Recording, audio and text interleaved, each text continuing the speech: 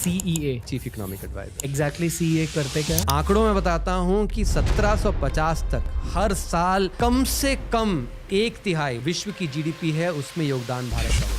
अक्सर ना हमारे देश के न्यूज चैनल सिर्फ इलेक्शंस पर फोकस करते हैं, गवर्नेंस पर बहुत कम, और कॉन्वर्सेशंस भी इलेक्शंस के अराउंड होती है, my party versus your party, ना कि गवर्नेंस पर। और मैं ये चाह रहा हूँ कि पॉडकास्ट के थ्रू लोग गवर्नेंस के बारे में सीखें और फिर खुद की डिसीजन बनाए। अभी मैं वॉशिंगटन डीसी में रहता हूँ, मान लीजिए कॉफी पीता हूँ, तब भी मेरे को क्रेडिट कार्ड ही इस्तेमाल करना पड़ता है, या फिर पेमेंट करो तो एक्चुअली उसमें एक ट्रांजैक्शन कॉस्ट भी लगती है। यूपीआई का महत्व आपको तब पता चलता है जब आप देश के बाहर जाते हो। सही बात है। जब अमेरिका में जाते हो, यूरोप में जाते हो, वहाँ यूपीआई नहीं चलता। सर वहाँ के लोगों ने यूपीआई के बारे में क्यों नहीं सोचा?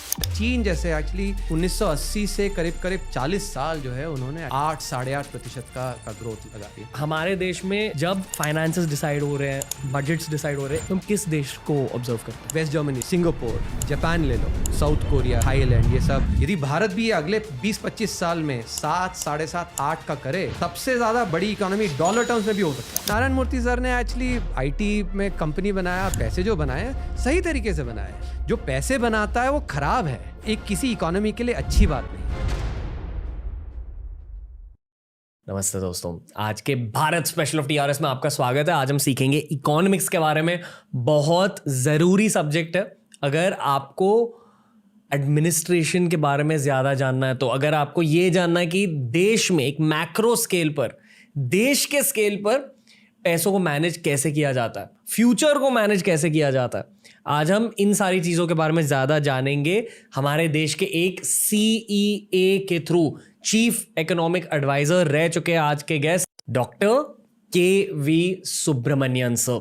बहुत मज़ेदार पॉडकास्ट है, बहुत इंफॉर्मेटिव पॉडकास्ट है।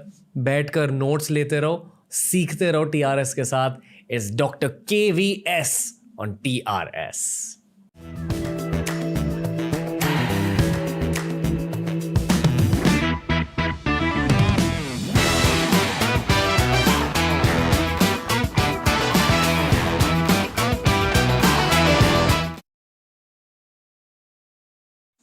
KV Subramanian sir, the Ranveer show में आपका स्वागत है।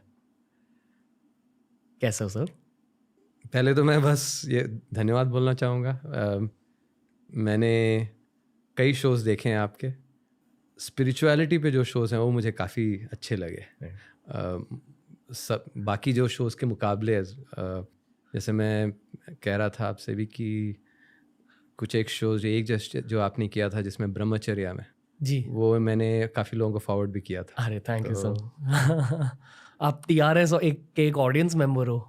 ये भी कह सकते हो कि थोड़ा फ़ैन भी हूँ। अरे नहीं सर, नॉट एट ऑल। आप लिटरली भारत के one of the top economist हो, प्लस आप एक इंजीनियर भी हो। वहाँ से आपने इस करियर में स्विच किया। पहले तो मैं वो करियर स्विच के बारे में थोड़ा सा जानना चाहूँगा, और secondly may be actually you can start with the secondly, economics होता क्या है, क्योंकि हिंदी ऑडियंस के लिए हम पहली बार ऐसी बातें कर रहे हैं। एक्चुअली हमारे दैनिक जीवन में इकोनॉमिक्स का काफ़ी लाभ आता है। मैं एक छोटा सा उदाहरण से शुरू करता हूँ। जैसे हमने ये एक आर्थिक सर्वेक्षण, इकोनॉमिक सर्वे होता है, उसमें एक चैप्टर लिखा था थालीनॉमिक्स, जो कि काफ़ी पॉपुलर हुआ। और मैं देखता हूँ कि कई बार पार्लियामेंट्री डिबेट्स में भी थालीनॉमिक्स को साइट करते हैं, और मीडिया में भी आती है। तो एक बहुत ही सिंपल सा आइडिया था कि यदि आप सोचो क्या एक ऐसी चीज़ है जिसको आप रोज़ भेंट करते हो, रोज़ इस्तेमाल करते हो। कपड़े आप शायद एक बार पहनते हो दिन में, लेकिन जहाँ तक एक थाली की बात आती है तो कम से कम 2 से 3 बार उसको आप थाली से एनकाउंटर करते हो, या फिर उसका इस्तेमाल करते हो। तो हमने बस ये किया था कि एक थाली का दाम कितना है, जो कि उससे ये पता चले कि सामान्य जो व्यक्ति है उसका जो बजट है कितना जा रहा है खाने में। और तो ऐसे ही यदि आप सोचो तो इकोनॉमिक्स जो है आपके पास सीमित साधन है, और उस सीमित साधनों का आप किस तरह सबसे बेहतर तरीके में उन सीमित साधनों का इस्तेमाल करें, बस इतनी सी ही है। यदि आप यदि ऑब्जेक्टिव लें, इसका जो उद्देश्य है, सीमित साधनों को किस तरह आप उसका सबसे अच्छी तरह से उपयोग करें, बस यही है इकोनॉमिक्स। मुझे करेक्ट कर लो, इस पूरे कॉन्वर्सेशन में मुझे करेक्ट करो, क्योंकि इकोनॉमिक्स को लेकर मेरी जानकारी थोड़ी डेफिनेटली आपसे तो बहुत कम है, पर जनरली भी थोड़ी सी कम है, और मैं सीखने आया हूँ यहाँ। बेसिकली हर देश के पास पैसे होते हैं, जैसे इंसान के पास बैंक अकाउंट होता है, उसी तरह देश के पास भी एक बैंक अकाउंट होता है। करेक्ट। पर उस बैंक अकाउंट की एक लिमिट होती है, एक सीमा होती है। करेक्ट। अभी उस लिमिट के अंदर आप देश के भले के लिए और देश के ग्रोथ के लिए क्या क्या कर सकते हो, वो होता है इकोनॉमिक्स। वो देश के लिए तो आप मैं देश के बारे में सोचो तो मैक्रो इकोनॉमिक्स हो जाता है। मैक्रो यानी कि आप देश के लेवल पे, लेकिन वही चीज़ आप एक गृहिणी जब अपना बजट बनाती है तो उस पे भी ये इस्तेमाल होता है, तो वो माइक्रो इकोनॉमिक्स हो गया। ओके। जो सिद्धांत हैं, जो कॉन्सेप्ट्स हैं, वो वैसे ही हैं, थोड़े थोड़े अलग होते हैं। और ये जो मैंने उद्देश्य बताया, इसमें एक्चुअली मूलतः मेरे अनुसार सिर्फ 2 कॉन्सेप्ट हैं। सारा जो इकोनॉमिक्स है मेरे अनुसार 2 कॉन्सेप्ट्स में आप उसको एक्चुअली डिस्टिल कर सकते हो। उसका मतलब पूरा निचोड़ जो है 2 कॉन्सेप्ट में ले सकते हो। एक, जैसे आपने कहा कि पैसे पेड़ पे नहीं उगते, ठीक है, ये यानी कि उसको अंग्रेजी में कहा जाए तो बजट कॉन्स्ट्रेंट है।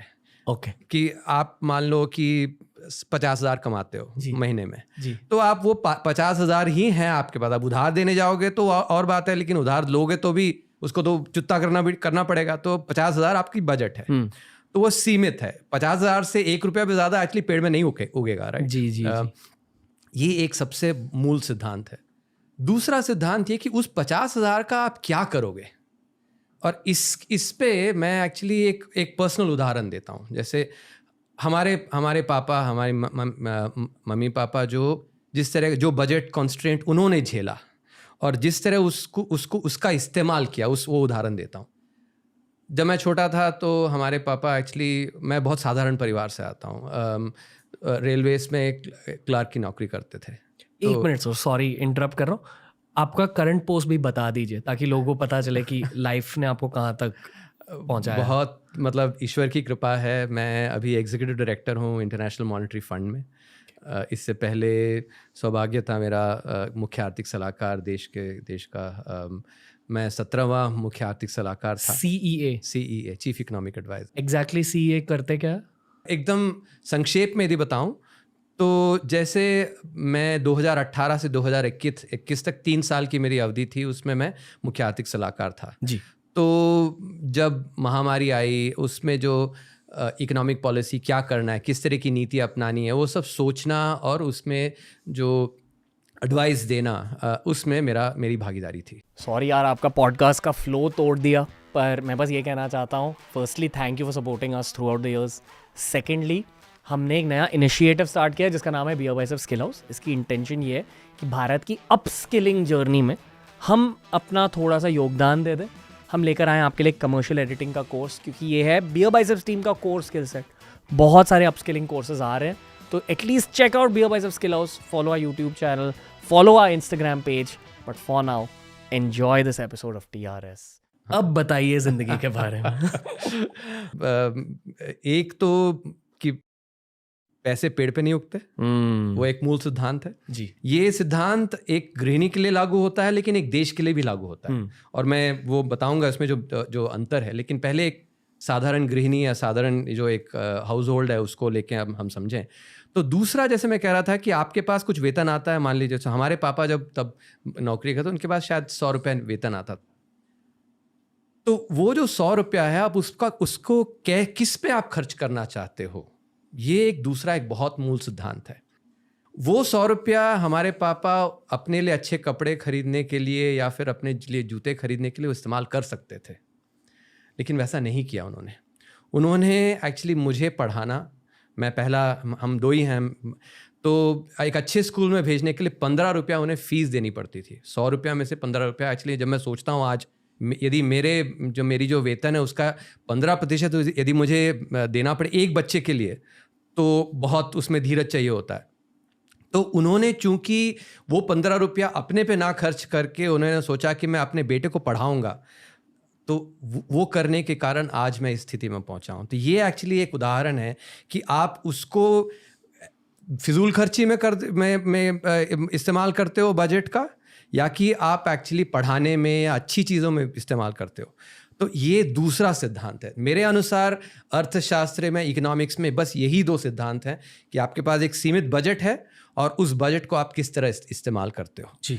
तो यही चीज़ हम यदि आप अब देश को लेके समझें तो देश के पास भी एक्चुअली एक बजट होता है। आप टैक्स लेते हो तो टैक्स से